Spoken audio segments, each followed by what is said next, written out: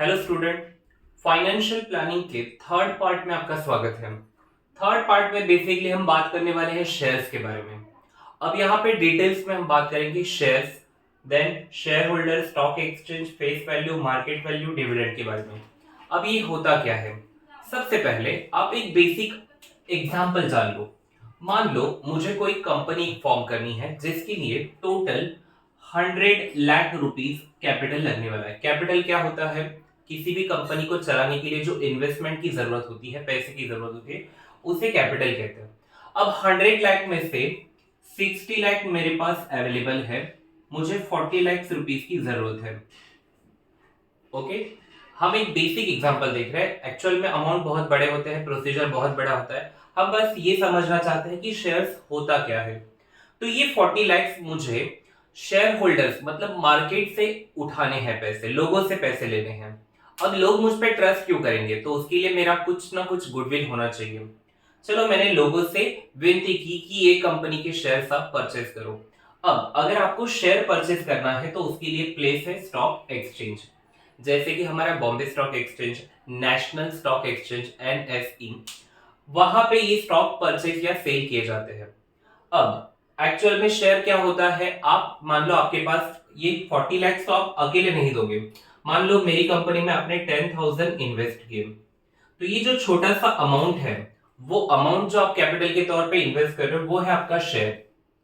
अब शेयर की प्राइस क्या होती है, वैसे वहां पे प्रिंटेड प्राइस ₹1, ₹2, ₹5, ₹10 या फिर ₹100 इस फॉर्मेट में होता है। तो वो जो उस पे प्रिंटेड प्राइस होता है वो होता है फेस वैल्यू, FV।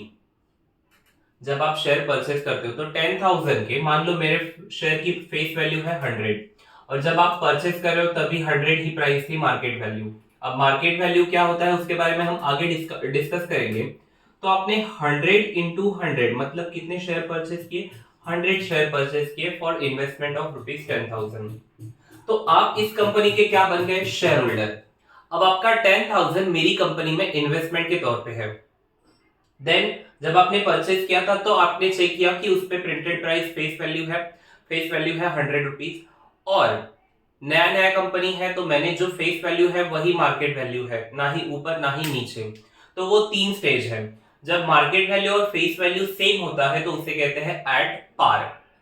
लेकिन अगर कंपनी ज्यादा अच्छा ग्रोथ कर रही है, ज्यादा प्रॉफिट कमा रही है, तो कंपनी के मार्केट वैल्यू मतलब शेयर की प्राइस बढ़ते जाती है।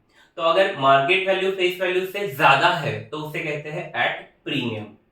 और मान लो कुछ ऐसे घटनाएं हुई जिसकी वजह से कंपनी का गुडविल चला गया, या फिर मार्केट वैल्यू बहुत ज्यादा कम होते गया, तो जब मार्केट वैल्यू फेस वैल्यू से भी कम होता है तो उसे कहते हैं एट डिस्काउंट। परचेज करते समय अगर face value market value same है तो एट पार, ज्यादा है तो एट प्रीमियम, कम है तो एट डिस्काउंट।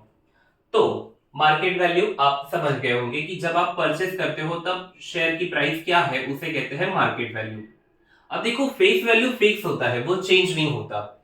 मार्केट वैल्यू आपके परफॉर्मेंस के हिसाब से कम ज्यादा होते रहता है। डिविडेंड ना, डिविडेंड क्या होता है, 1 साल तक आपने शेयर परचेज करके अपने पास रखा, कंपनी को कुछ समथिंग मान लो 5 लाख रुपीस प्रॉफिट हुआ। अब कंपनी का प्रॉफिट मतलब उसमें आपका भी हिस्सा है क्योंकि आपने भी अपना पैसा उसमें इन्वेस्ट किया है। तो कंपनी क्या करती है, अपने प्रॉफिट का एक छोटा सा हिस्सा अपने शेयर होल्डर्स में डिस्ट्रीब्यूट करती है, और वो जो आपको इनकम होता है वही है आपका डिविडेंड, जो डिविडेंड के तौर पे आपको इनकम होता है। अब इसी से रिलेटेड फॉर्मूला है रेट ऑफ रिटर्न। अब रेट ऑफ रिटर्न का बेसिक मतलब क्या है कि आपने जो इन्वेस्टमेंट किया है उसके अगेंस्ट आपको कितना इनकम हो रहा है। जैसे कि आप बैंक में डिपॉजिट करते हो, अब बैंक में आपने पैसे डिपॉजिट किए, बैंक आपके पैसे यूज कर रहा है, उसके अगेंस्ट बैंक आपको क्या देगा, इंटरेस्ट देगा। आपका पैसा वैसा ही रहेगा, आपको एक्स्ट्रा इनकम जो अगेंस्ट आपके इन्वेस्टमेंट पे मिलेगा उसे कहते हैं रेट ऑफ रिटर्न। तो उसका बेसिक फॉर्मूला है dividend income upon sum invested into 100 क्यों, क्योंकि रेट मतलब आप क्या फाइंड कर रहे हो, परसेंटेज। तो रेट ऑफ रिटर्न का फॉर्मूला याद रखो, डिविडेंड इनकम जो भी पैसा आया अपॉन सम इन्वेस्टेड इनटू 100। अब कभी कभी आपने शेयर मान लो बेच दिया तो उसका पैसा भी आपको इसमें ऐड करना है इनकम में, और फिर आपका रेट ऑफ रिटर्न जो भी है वो हम फाइंड करेंगे। तो ये था बेसिक थ्योरी ऑफ शेयर्स। अब हम देखते हैं इसके questions. Question 1, complete the following table. आपके पास है फेस वैल्यू 100, आपको बोला गया है शेयर इज एट पार। हमने क्या कहा था, पार कब होता है, जब फेस वैल्यू और मार्केट वैल्यू सेम है। तो अगर फेस वैल्यू 100 है, एट पार है, तो मार्केट वैल्यू भी 100। नेक्स्ट, यहां पे लिखा है एट अ प्रीमियम ऑफ 500। अगर प्रीमियम 500 मतलब एक्स्ट्रा अमाउंट 500 है और उसके साथ मार्केट वैल्यू है आपका 575, तो 575 में से ये प्रीमियम माइनस करो विच इज 75, तो ये है आपका फेस वैल्यू। नेक्स्ट, यहां पे एट फेस वैल्यू है 10, मार्केट वैल्यू है 5। अगर फेस वैल्यू और मार्केट वैल्यू में मार्केट वैल्यू अगर फेस वैल्यू से कम है तो हम उसे कहेंगे at discount. Next, Mr. Amol purchased 50 shares of face value 100 when market value of the share was 80. Company had given 20% dividend. Find the rate of return on investment. अब देखो, rate of return on investment एक share पे निकालोगे तो भी आपको मिलेगा final answer. अगर आपको टोटल इन्वेस्टमेंट, टोटल इनकम नहीं पूछा है, खाली क्या पूछा है, रिटर्न ऑन इन्वेस्टमेंट, तो सिंपल तरीके से आप कैसे करोगे, देखो सबसे पहले बताओ फेस वैल्यू क्या है। Face value is ₹100। Then market value क्या है, मार्केट वैल्यू है ₹80। देन रेट ऑफ डिविडेंड क्या है, रेट ऑफ डिविडेंड है 20%। अब डिविडेंड किस पे चार्ज होता है, याद रखो हमेशा डिविडेंड फेस वैल्यू पे ही चार्ज करना है। तो amount of dividend per share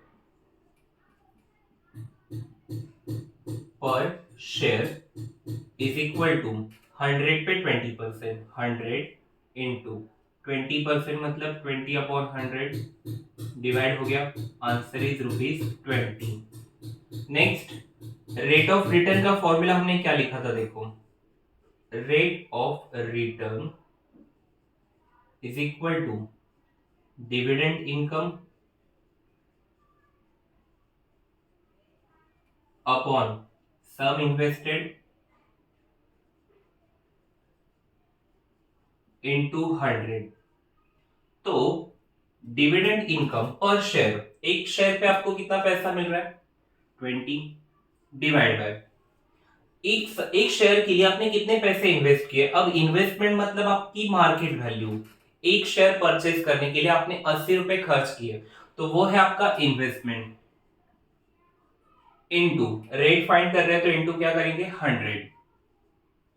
इसे सिंप्लीफाई करो, 0 0 कैंसिल, 2 1 से 2, 2 4 से 8, 4 से 100 को डिवाइड करो 25, आंसर इज 25%। तो यहाँ पे ये जो नंबर ऑफ शेयर्स दिए हैं वो उसकी जरूरत नहीं। हाँ, अगर आपको क्वेश्चन में पूछा है कि टोटल इन्वेस्टमेंट कितना किया या फिर टोटल डिविडेंड कितना मिला, ये सब अगर फाइंड करना है तो वो सब कैलकुलेशन करने की जरूरत है, वरना ये आंसर यहीं पे सीमित है। Third question, Joseph purchase the following shares, find his total investment. Company A के लिए face value number of shares है 200, फेस वैल्यू है 2, प्रीमियम है 18, तो हमें इससे मार्केट वैल्यू फाइंड करनी होगी। कंपनी बी के लिए 45 शेयर्स, मार्केट वैल्यू है 500, डायरेक्टली मार्केट वैल्यू दिया है, फेस वैल्यू की जरूरत नहीं है। कंपनी सी के लिए एक ही शेयर परचेज किया है और 10,450 एक शेयर की मार्केट वैल्यू है। अब इसका आंसर चेक करो। सबसे पहले हम लिखेंगे for company A. Company A के लिए नंबर ऑफ शेयर्स क्या है, number of shares is equal to 200। Then face value ₹2, premium is equal to ₹18। Therefore market value per share, एक शेयर की मार्केट वैल्यू आपको क्या करना होगा, ऐड करना होगा, 2 + 18 is equal to ₹20। Investment is equal to, अब इन्वेस्टमेंट कैसे निकालोगे, एक शेयर आपको 20 रुपए में मिल रहा है और ऐसे आपने कितने शेयर परचेस किए हैं 200, तो उसके लिए कैलकुलेशन क्या होगा 20 × 200, 2 2 4 और ऊपर 3 जीरो। ये रहा investment for company A. Now for company B, okay, company B के लिए नंबर ऑफ शेयर्स क्या है? 45। Then market value is equal to ₹500। इससे नंबर 1 दे के रखो। इन्वेस्टमेंट इज इक्वल टू, क्या करेंगे, 45 इंटू 500। पहले तो 2 जीरो, 5 5 ज़ा 25, 5 4 ज़ा 20, 20 प्लस 2 22। Answer is ₹22,500। इसे नंबर 2 दे देते हैं। Then for company C, okay, company C के लिए क्या होगा? नंबर ऑफ शेयर्स एक ही है। उसके बाद मार्केट वैल्यू उसका है ₹10,450। मल्टीप्लाई करो नहीं करो, क्योंकि 1 से ही करना है, तो वही है आंसर आपका। Investment equal to 10,450। ये है number 3। Now from 1 2 and 3 total investment के लिए तीनों को क्या करना होगा? Add. Therefore total investment is equal to first 4,000, second 22,500 and third 10,450। चलो तीनों को ऐड करते हैं। तीनों को ऐड करके कितना आएगा देखो, 22 प्लस 4 26, 26 प्लस 10, 26 प्लस 10 कितना होगा? 36 रुपीज, 36,950। इन केस अगर क्वेश्चन में यहाँ पे कुछ अलग वैल्यू है तो वो वैल्यू अलग रहेगा यहाँ पे, और फिर एडिशन का आंसर अलग आ सकता है। Question number 4, Shrimati Deshpande purchase shares of face value ₹5 at a premium of 20। How many shares will she get for ₹20,000? सबसे पहले हमें मार्केट वैल्यू फाइंड करनी होगी। गिवन आपके पास क्या है? फेस वैल्यू है, फेस वैल्यू ₹5, देन प्रीमियम दिया गया है आपको ₹20। तो हमें क्या फाइंड करना है? Market value. मार्केट वैल्यू कैसे आएगा? Face value plus premium, 5 plus 20। आप चाहे तो फॉर्मूला लिखो पहले, face value plus premium, answer is ₹25। अब एक शेयर की प्राइस है 25, आपको 20,000 में कितने शेयर्स मिलेंगे? नाउ आपके पास क्या है? Sum invested, sum invested equal to ₹20,000। क्या फाइंड करना है हमें? Number of shares. फॉर्मूला क्या होगा देखो, number of shares is equal to sum invested upon purchase price per share, या फिर मार्केट वैल्यू पर शेयर। क्या है? Sum invested which is 20,000 divide by 25। 25 से डिवाइड करो, 25 8 ज़ा 200 और ऊपर 2 जीरो, तो नंबर ऑफ शेयर्स आ जाएंगे आपके 800। Next, Shri Shantilal purchase 150 shares of face value ₹100, market value 120। Company paid dividend 7%, find the rate of return. थोड़ी देर पहले हमने सेम क्वेश्चन किया था। हमें डिविडेंड किस पे चार्ज करना होता है? फेस वैल्यू पे। तो बताओ, face value of share equal to ₹100, rate of dividend या फिर मार्केट वैल्यू पहले लिख देते हैं, MV is equal to ₹120, then rate of dividend, rate of dividend आपको दिया गया है 7%। डिविडेंड हम किस पे चार्ज करेंगे? फेस वैल्यू पे। तो amount of dividend per share is equal to 100 into 7/100। Answer is ₹7। अब हमें क्या फाइंड करना है? रेट ऑफ रिटर्न, जिसका फॉर्मूला क्या है? Sum invested, sorry,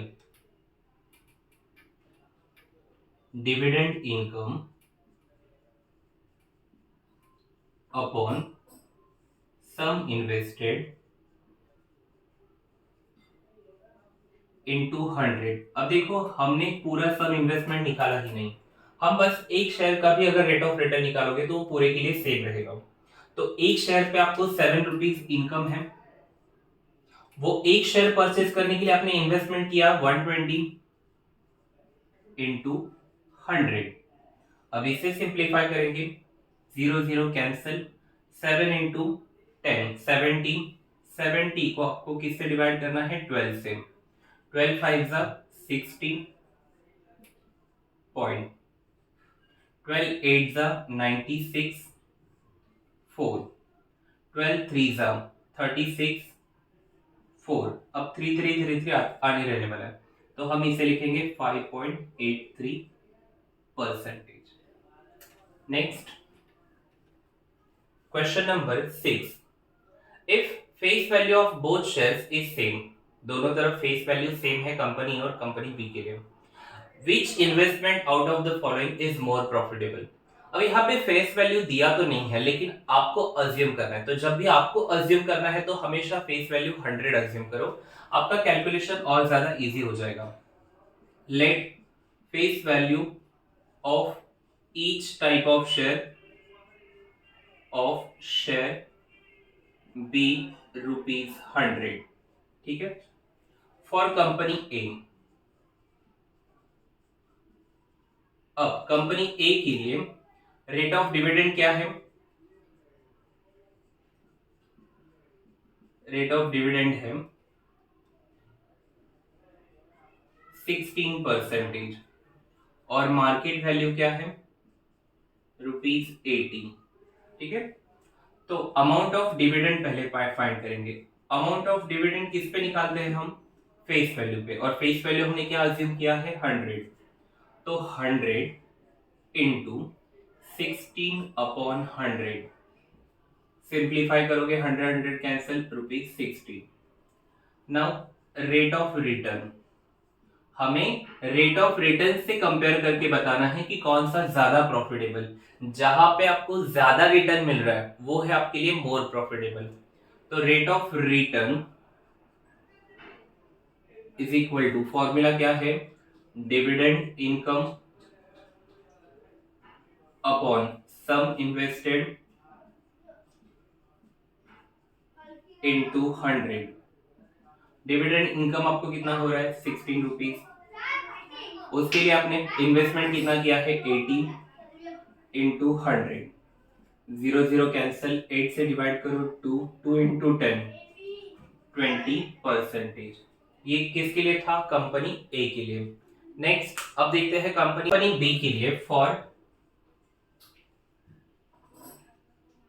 company B के लिए फेस वैल्यू तो आपका 100 है, रेट ऑफ डिविडेंड क्या है?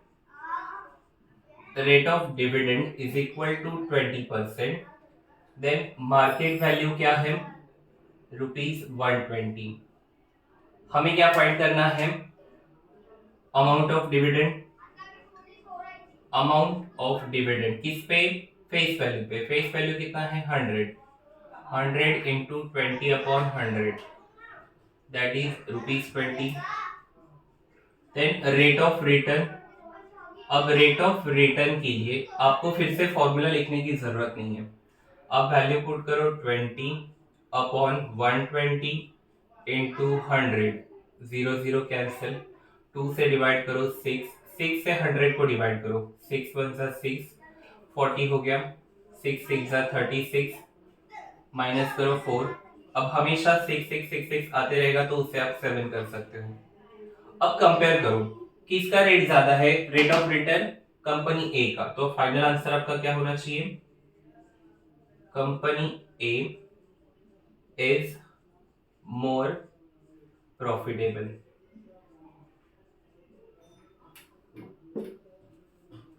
That's all for exercise 4.3. अगर ये वीडियो आपको यूजफुल लगा, आपको जरा भी इससे हेल्प हुई है, तो इस चैनल को सब्सक्राइब करो। ये वीडियो अपने फ्रेंड्स के साथ शेयर करो। Thank you.